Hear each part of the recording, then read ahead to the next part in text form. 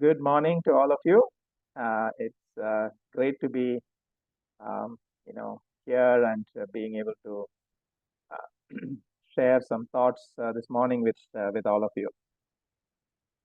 So, I thought since this group is, primarily, I would say, this group is already familiar with Lead Like Jesus.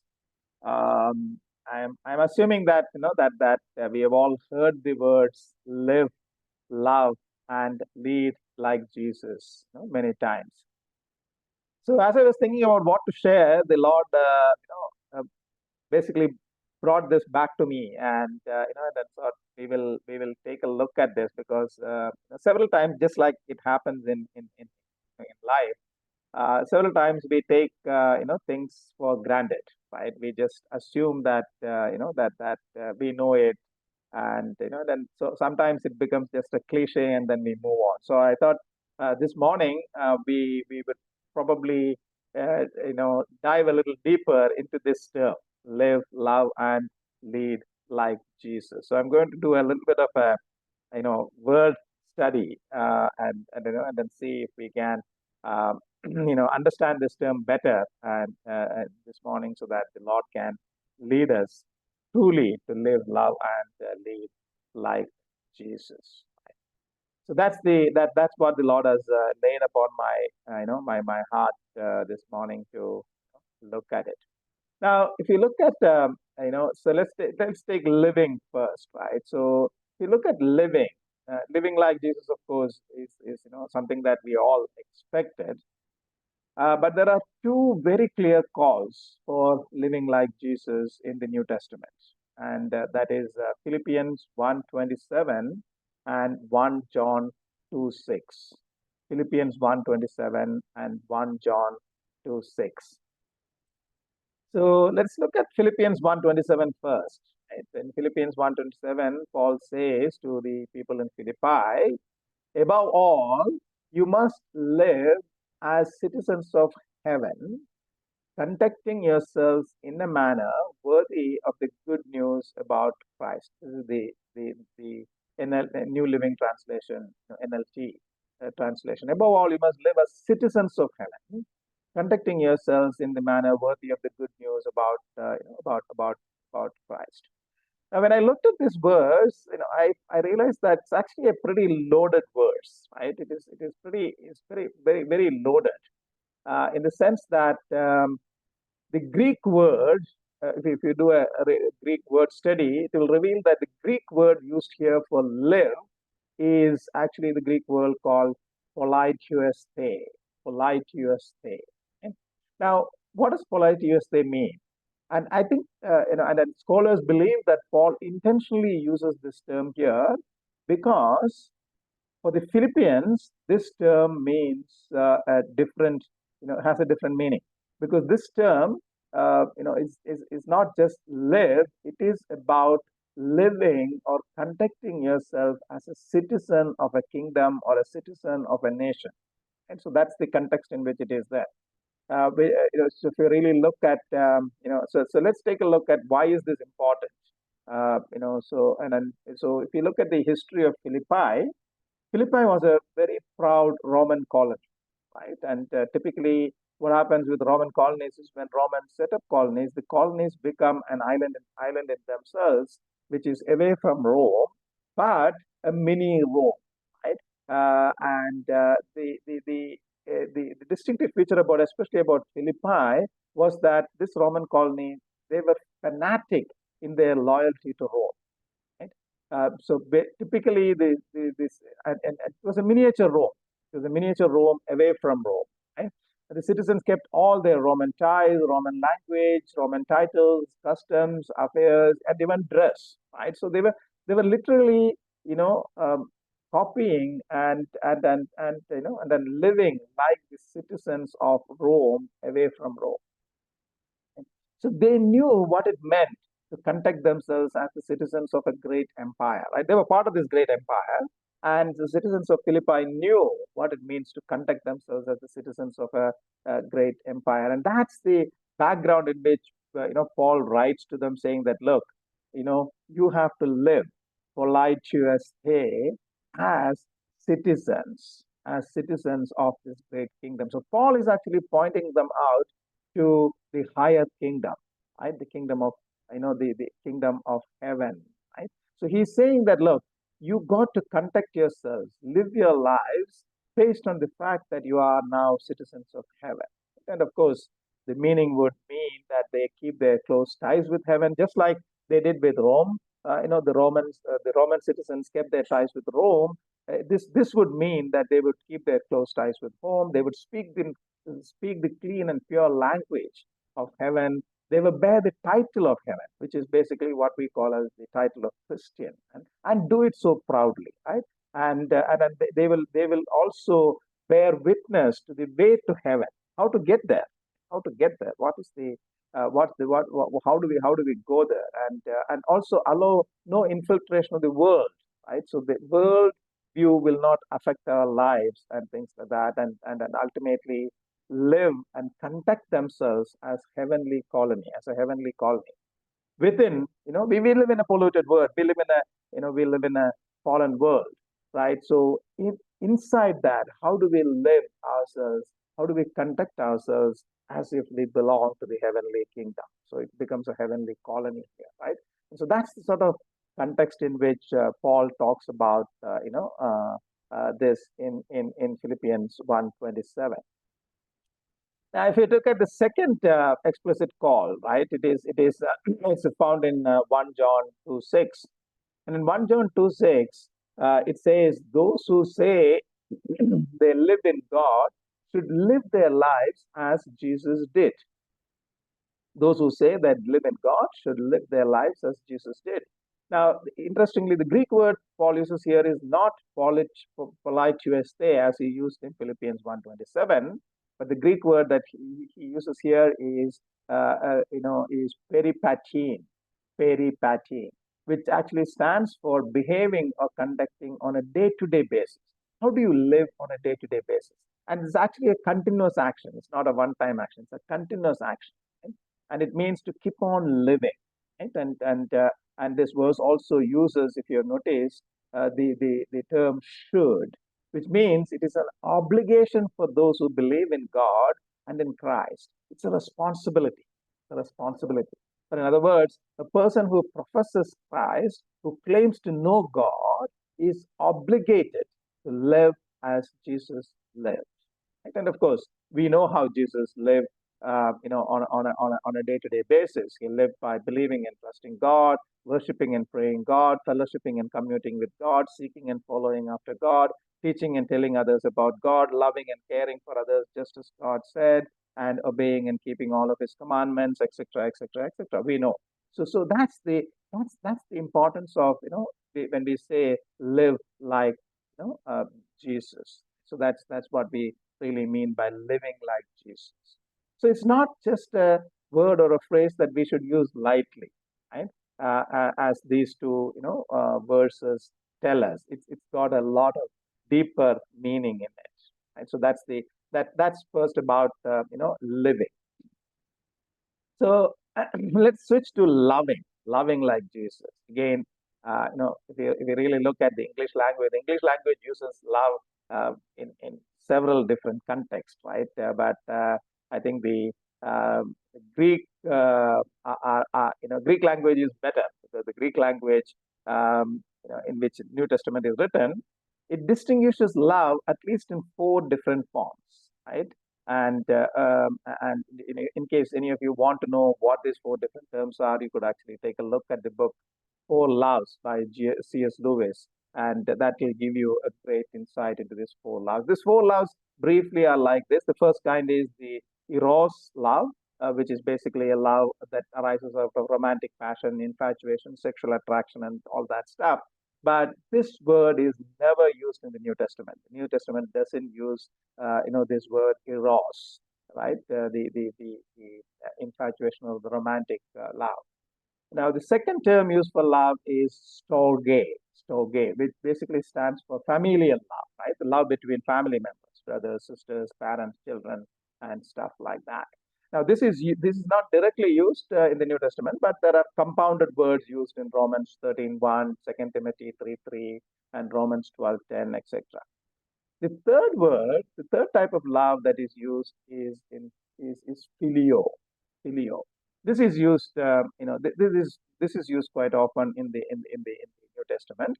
This shows a deep, intense, and warm affection, brotherly love. Right? So when I say I love you with all my heart, to somebody in the brotherhood of the church, that this is typically what we mean. This is the filio love, right? And this is, for example, this is the term that is used in the New Testament to describe the love Jesus had for Lazarus. So when he was talking about Lazarus, in John 11:3, Jesus uses this term, right? The filio.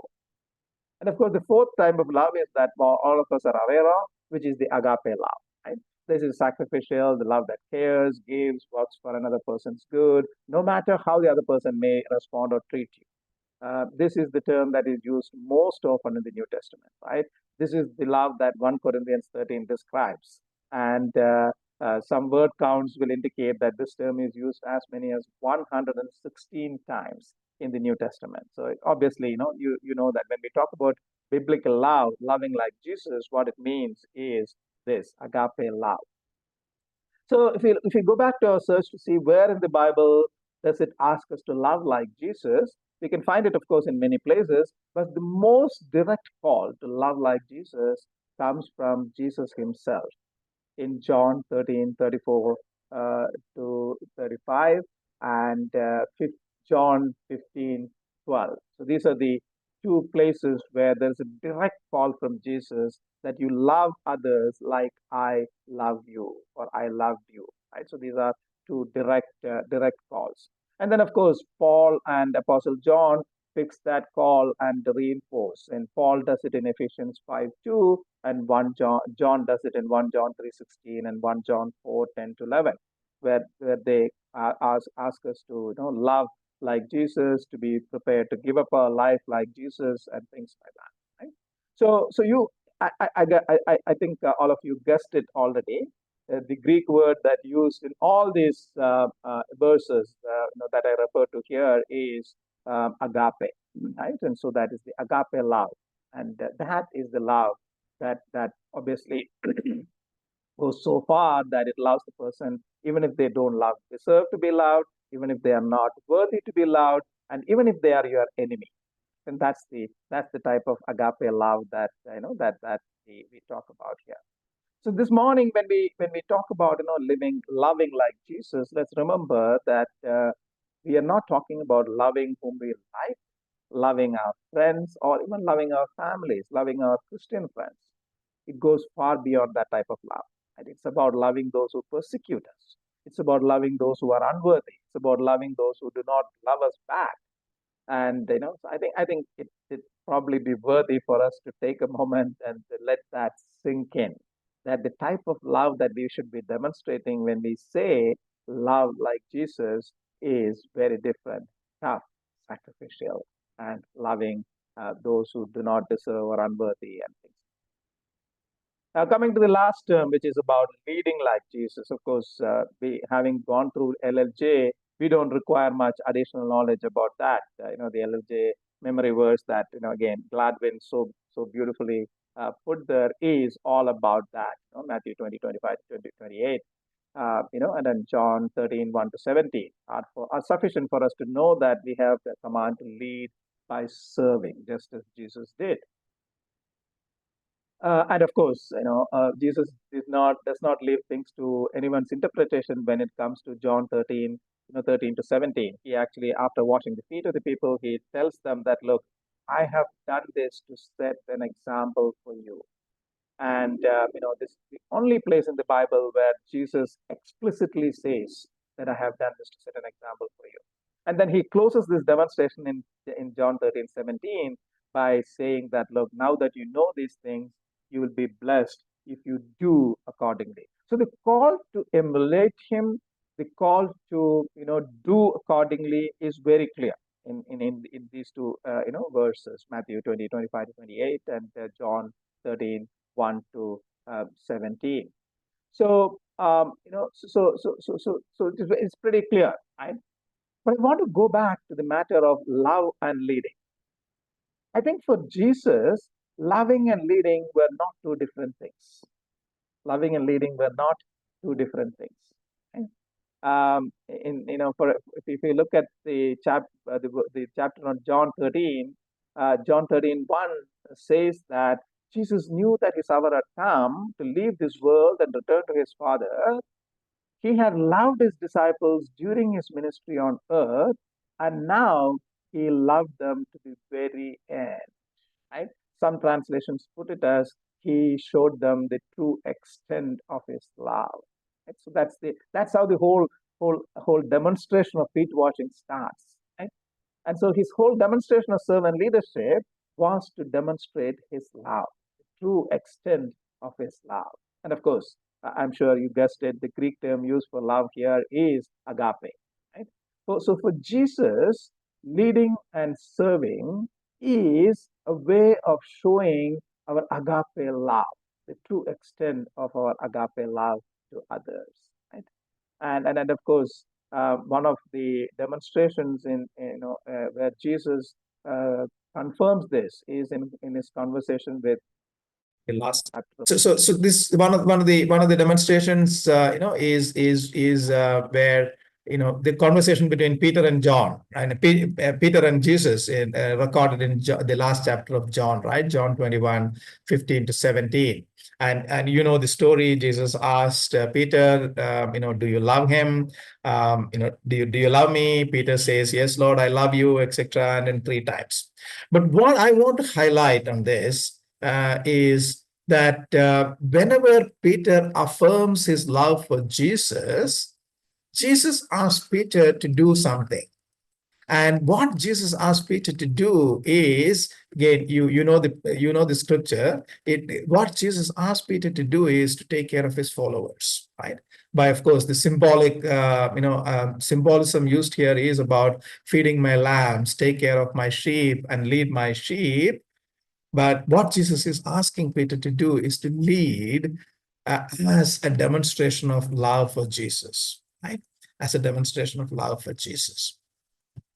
And again, if you really study the Greek version of this dialogue, you will see that Jesus in John 21:15, Jesus is using the word agape, and when Peter responds, Peter is using the word phileo, right? So he is talking about affection. So when Jesus asks, do you agape love me? Peter says, yes, Lord, I am affectionately loving you. In John 21:16, also it is the same. Jesus says, Simon, son of John, do you agape love me? Right? And Peter's response is again, Lord, you know that I love you. I phileo you. Right? So this is the in John, but in John 21:17, the Greek version goes that Jesus steps down and says, Simon, son of John, do you phileo me? Right? So he steps back to Peter's levels and says, look, do you affectionately love me? And then Peter says that, yes, I do love you. So every time Peter affirms the love, it is about the filial love. But what Jesus is asking Peter to do is, Peter is, look, do you agape love me? Right? So that's very interesting, wordplay there. If you really study the Greek Bible, right? In my reading into this is that by asking Peter to take care of his followers through the sheep analogy, Jesus was actually asking Peter to not just stay at the filial level of love to Jesus, but to move up to the agape level of love. Right?